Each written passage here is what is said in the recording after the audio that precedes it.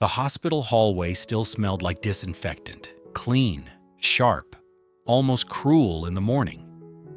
Inside the room, Alex was awake enough to notice everything, but not strong enough to sit up. Tuna lifted a spoonful of thin porridge to his lips. "Slowly," she whispered. Alex tried to nod, then winced like even that was too much.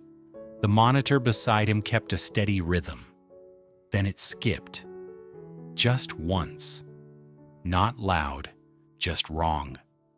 The door snapped open. 2 police officers stepped in, and right behind them, Alex's mother. Tuna's hand froze mid-air. The spoon trembled. Alex turned his eyes toward his mother. He didn't ask anything. He just watched her face. One officer spoke, short and practiced. "Ma'am, sir, we've identified the person behind the crash." Tuna felt the room tilt. Her other hand went to her belly without thinking. A protective reflex. Alex's throat worked. "Behind the crash?" he rasped. His mother didn't look surprised. She didn't rush to him. She didn't soften. She only gave a small, calm nod, as if she'd been waiting for this exact sentence. The officer shifted his folder higher, like he was about to read a name. Tuna stared at the paper. Alex stared at his mother. And in that quiet, Tuna realized something that made her stomach go cold. This wasn't going to be a misunderstanding. Alex's mother looked at the officer and said, "Say the name." The officer didn't answer right away. He glanced at his partner, then at Alex's mother again. "Before we say it," he said, "we need to confirm a few points." He turned to Tuna. "What time did Alex usually leave work? What route did he take home? Did he ever mention being followed?" Tuna opened her mouth. Nothing clean came out. I don't know the route," she said, hating how weak it sounded. "He just comes home." Alex tried to speak. He got halfway through a breath and stopped. Pain tightened his jaw. His mother stepped closer to the bed, finally. Not to comfort, to control the center of the room. "My son's phone was damaged," she said, "so don't ask her to give you what you should already have." The officer nodded once, polite. "We have partial footage." He opened the folder. Photos. Still frames. Timestamps. A car, dark-colored, always behind. Not too close. Not too far. "Over several nights," he said, "this vehicle appears on the same stretch of road. Same time window." Tuna stared at the frames until her eyes hurt. The license plate was washed out by glare. The streetlight bloom turned numbers into nothing. "That's it?" Tuna whispered. "That's all you have?" The officer didn't flinch. "It's not all." He slid one more image forward, a different angle, a parking lot camera, a dark car parked at a slight angle like someone didn't care about lines. A corner of tint on the rear window, an odd patch, not factory. Alex's mother's eyes narrowed, just a fraction. "Where is that?" she asked. "At the company," the officer said. "Employee lot, outer corner." Tuna felt her throat tighten. "The company?" Alex's mother didn't answer her. She was already thinking ahead. "You're telling me," she said, "this car didn't just appear on the road. It appeared near him first." The officer's partner spoke for the first time. "We're still verifying ownership." Alex's mother's voice stayed even. "Verify faster." The first officer turned the page. A screenshot of a message thread, blurred at the edges, but readable enough to make the room feel smaller. A few lines had been deleted, not cleanly. Tuna heard herself ask too quietly, "Who would do this?" Alex's mother didn't look at her. She looked at Alex. Then, back at the officers. "Someone who benefits," she said. Alex swallowed. "Mom, don't." His mother didn't soften. She didn't argue either. She just held the folder like it belonged to her now. And then she asked the question the officers hadn't asked yet. Who was the last person to contact Alex before he left that night? The room went still again. Tuna looked at Alex. Alex closed his eyes for one beat, as if trying to pull memory through fog. The officer waited. Alex's mother didn't. She turned toward the door. "Bring me the hospital's visitor log," she said to no one in particular, already moving like she had authority everywhere. "And tell me who from the company has been checking in too often." Tuna watched her leave the room for a second and realized the investigation had just shifted from the street to the people around them. Across town, morning light hit the company windows like nothing happened. Mai sat in her office, posture straight. A contract lay open in front of her, unsigned. She stared at the signature line like it was a cliff. Then she reached for her mouse, paused, pulled her hand back. Her phone buzzed once, a notification. Then silence again. Outside her glass wall, footsteps passed too quickly. A voice lowered, then stopped. I didn't move. She kept her face neutral, like a habit. The door opened without a knock. 2 police officers stepped in. Mai's eyes lifted. No surprise, no panic, just a slow, careful inhale. One officer spoke, the same practiced tone as before. "Mai, you are under arrest for arranging a serious traffic incident." The room didn't explode. It drained. Mai's fingers curled once against the desk edge, then relaxed. "I didn't hire anyone to kill him," she said. Her voice was quiet, controlled. "But I know why you're here."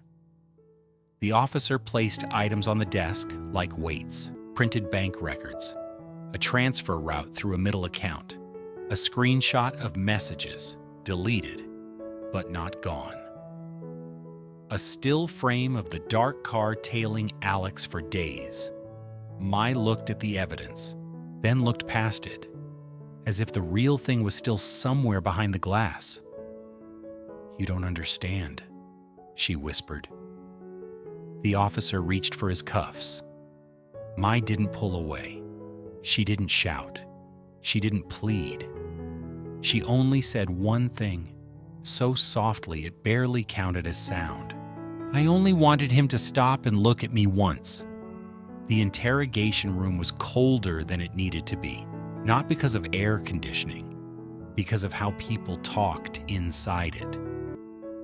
Mai sat with her hands on the table, cuffs on, shoulders still squared, like she could posture her way out of consequence. The officer across from her didn't raise his voice. He didn't need to. "We have the transfers," he said. "We have the vehicle pattern. We have the messages." Mai stared at the tabletop, a small scratch in the surface. She traced it with her eyes like it could distract her. "I didn't want him dead," she said again, louder now. "I didn't." The officer slid a photo forward, Alex's car, crushed at the side. Metal folded in on itself. "You don't choose the outcome," he said. "You choose the act." Mai's breath caught. She tried to swallow it down. It came back up as a sound that wasn't quite a sob. Not yet. "Do you know what it's like," she said, "to stand next to a man everyone trusts and still be invisible?" The officer didn't react. He only clicked his pen. Mai's voice tightened. "He's good." She said it like a complaint, like praise could be a weapon. "He's good to her," Mai continued, eyes wet now. "Good to Tuna." She shook her head once, bitter and small. Good in the way that makes you feel dirty for wanting anything. The officer leaned forward slightly. Did you instruct someone to follow him? Mai's jaw worked. A refusal tried to form. Then her face changed. Not into guilt, into exhaustion. Yes, she said. One word, and it cracked something open. I told them to keep distance, she rushed on. Just pressure, just fear. I thought if he felt watched, he'd slow down. He'd stop staying late every night. He'd stop acting like the company is his whole heart. The officer's pen stopped. Why? Mai laughed once, sharp and ugly. Then it turned into a sob she couldn't catch. Because he looked at her like she was home, she whispered. And when he looked at me, she swallowed hard. He looked through me. The officer kept his tone flat. You transferred money through a middle account? Mai's eyes flashed. I didn't want my name on it, she snapped, then immediately hated herself for sounding like a criminal explaining technique. She pressed her palms down on the table. Her shoulders shook once. I didn't plan a crash, she said. I planned a warning. The officer stared at her for a long beat. Then he asked calm and deadly, Did you realize the driver might hit him? Mai opened her mouth, closed it. That silence lasted too long. And in that silence, Mai finally broke in the way she'd been avoiding. I was jealous, she whispered, not as an excuse, as a confession. Her voice rose, raw now. Jealous because she has everything, and I have nothing. She has his tenderness. She has his protection. She has a child with him. And I have the work, the contracts, the pressure, the blame when things go wrong. She leaned forward, tears falling freely. You know what's worst? She gasped.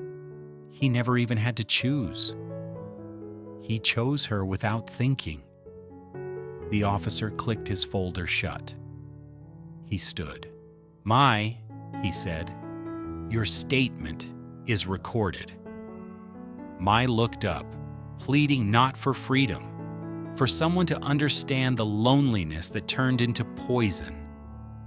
But the officer's face didn't change. He walked to the door, paused. You'll sign, he said, and then we proceed. Mai whispered, almost to herself, he was too good. And in another room, miles away, Alex's mother was about to say the same thing, but with an entirely different meaning. Back at the hospital, Tuna sat beside Alex's bed like she was holding the world in place. When the officer returned, he didn't bring comfort. He brought a fact. Tuna listened without blinking. Her hand tightened around Alex's. Alex's mother stood at the foot of the bed, still, unmovable. Mai has been arrested, the officer said. She confessed to arranging surveillance and facilitating payment. Alex stared at the ceiling. His throat moved. No sound. Tuna's face didn't brighten. She didn't look satisfied. She didn't look victorious. She looked tired. Alex's mother spoke, calm as a judge. Did she say why? The officer hesitated, then answered, jealousy, resentment. She said she wanted him to stop. To look at her? The monitor beside Alex kept beeping steadily. Tuna felt her own pulse inside her wrists. Alex's eyes finally shifted toward Tuna. His gaze asked a question he couldn't say. Tuna squeezed his hand tighter. Not revenge, not triumph, just anchor. She didn't want you dead, Tuna whispered, voice shaking at the edges. But she didn't care if you lived either. Alex's mother's expression hardened, not into anger, into certainty. Long tot kong ko toi, she said, voice low. But jealousy always sends a bill. Tuna swallowed. Her hand drifted back to her belly again. A small, protective circle. Alex tried to lift his other hand. His fingers barely moved. Tuna guided it gently to her wrist instead, letting him feel her there, letting him feel time still moving. Alex's mother looked at Tuna, and for the first time that day, her voice softened, just enough to be human. "You didn't come here to watch someone fall," she said. "You came to keep my son alive." Tuna nodded once, eyes wet. "I didn't want anyone to lose themselves," she whispered. "Not even her." Alex's mother didn't answer that, because compassion, in her world, had limits. She turned back to the officer. "What happens next?" The officer said. "Charges, records, court." Alex's mother nodded, then said something quieter, more dangerous.